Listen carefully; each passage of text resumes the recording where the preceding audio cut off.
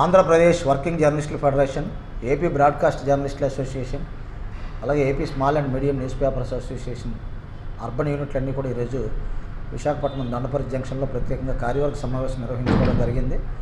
మరి ఈ సమావేశంలో ప్రధానంగా మా కార్యవర్గం అంతా కూడా పలు అంశాల మీద సుదీర్ఘంగా చర్చించాం. అందులో ఈ ఏడాదికి సంబంధించిన సభ్యత్వ నమోదు కార్యక్రమంపై అంశాల వారీగా చర్చించాం. సుమారు 650 మంది వర్కింగ్ జర్నలిస్టులు సభ్యత్వ నమోదు చేయించుకున్నారు.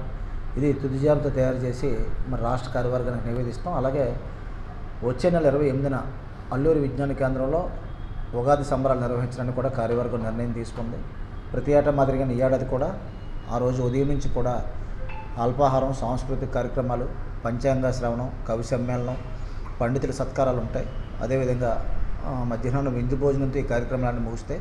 కాబట్టి జర్నలిస్టులు వారి కుటుంబ సభ్యులందరూ కూడా ఈ కార్యక్రమానికి హాజరై జయప్రదం చేయాలని కోరుతూ, ఏదైనా సరే వర్కింగ్ జర్నలిస్టుల కోసం పూర్తి స్థాయిలో మా పరిధి మేరకు కష్టపడి పనిచేసేది మాత్రం వర్కింగ్ జర్నలిస్టుల ఫెడరేషన్. ఇది రాష్ట్రంలోనే అతిపెద్ద యూనియన్, ప్రభుత్వ రికగ్నైజేషన్ ఉన్న యూనియన్ బ్రాడ్కాస్ట్ కానీ ఇది కానీ. ఏదైనా సరే భవిష్యత్తులో కూడా ఈ బడ్జెట్ సమావేశాల్లో ప్రధానంగా ముఖ్యమంత్రి చంద్రబాబు నాయుడు గారికి, ఉప ముఖ్యమంత్రి పవన్ కళ్యాణ్ గారికి, మంత్రి నారా లోకేష్ గారికి ఇప్పటికే మేము జర్నలిస్టుల సమస్యలకు సంబంధించి వినతిపత్రాలు ఇవ్వడం జరిగింది. అలాగే మరోసారి కూడా బడ్జెట్ సమావేశాల్లో వినతిపత్రాలు ఇవ్వడానికి మన రాష్ట్ర కార్యవర్గం ప్రయత్నాలు జరుపుతుంది. ప్రధానంగా జర్నలిస్టులు ఇళ్ల స్థలాలు కేటాయించాలని, ఇల్లు కేటాయించాలని, అలాగే అక్రిడిటేషన్లు ప్రక్రియ సులభతరం చేయాలని, దాంతోపాటు ప్రమాద బీమా అనే పాలసీని పునరుద్ధరించాలని, తమిళనాడు ప్రభుత్వం తరహాలో వర్కింగ్ జర్నలిస్టులుగా పనిచేసి పదవీ విరమణ చేసిన వారికి పెన్షన్ సదుపాయం కల్పించాలని ప్రత్యేకంగా తీర్మానించి సమస్యలను పరిష్కరించాలని కోరుతున్నాం. ఎందుకంటే తమిళనాడులో పాలసీ పరిశీలించిన మీదట 20 ఏళ్ళు పనిచేసినట్లయితే ఆ జర్నలిస్టుకు దాదాపు 5 లక్షల రూపాయలు పెన్షన్గా నిర్దేశించారు.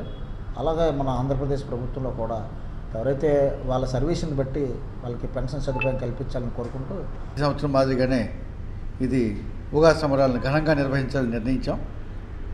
ఇందుకు సంబంధించి మన జాతీయ కార్యదర్శి గంటల శ్రీనిబాబు గారి నాయకత్వంలో ఈ కార్యక్రమం అద్భుతంగా నిర్వహించి ప్రతి జర్నలిస్టు వాళ్ళ కుటుంబ సభ్యులతో ఆనందాన్ని పంచుకోవాలని భావిస్తూ, ఈ కొత్త సంవత్సరంలో అందరూ జీవితాలు కూడా కొత్తగా ఉండాలి, జర్నలిస్టులందరూ కూడా ఇల్లు లేదా ఇళ్ల స్థలం రావాలని కోరుకుంటూ, అదేవిధంగా ఆ రోజు మనం అందరికి కూడా హృదయపూర్వక కృతజ్ఞతలు తెలియజేస్తూ, మీ అందరికి కూడా కొత్త సంవత్సరం, రాబోయే కొత్త సంవత్సరం శుభాకాంక్షలు.